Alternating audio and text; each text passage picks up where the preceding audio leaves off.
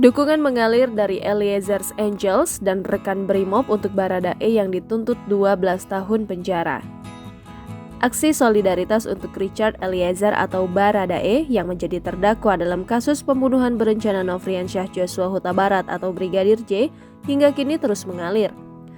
Sejumlah perempuan dari berbagai daerah kerap mendatangi Pengadilan Negeri Jakarta Selatan untuk memberikan dukungan setiap kali Baradae menjalani sidang.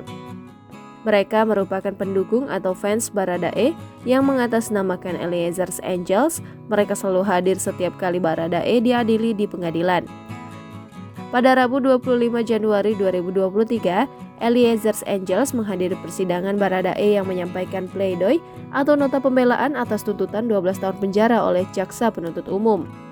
Berdasarkan pantauan Kompas.com, Eliezer's Angels yang mengenakan pakaian bebas sudah memadati ruang sidang sebelum persidangan dimulai.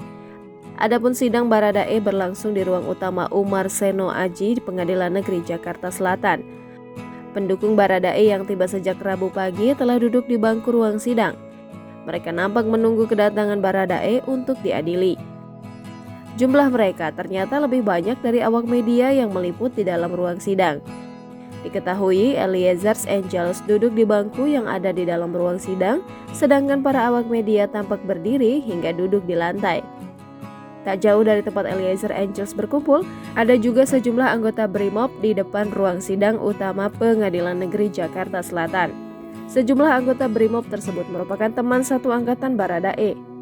Kedatangan mereka sebagai bentuk dukungan terhadap rekan sejawat yang menjalani persidangan.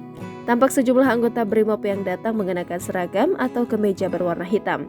Pada baju yang mereka kenakan terdapat tulisan Barapana Anniversary 3rd. Mereka berkumpul di depan ruang sidang. Salah satu anggota Brimob, Muhammad Iqbal Fauzi di lokasi menuturkan jika mereka merupakan rekan seangkatan Baradae dan Barapana Nusantara. Iqbal mengatakan ia dan teman-temannya datang untuk mendukung Baradae yang menyampaikan nota pembelaan. Jangan lupa subscribe, share, komen, dan like ya!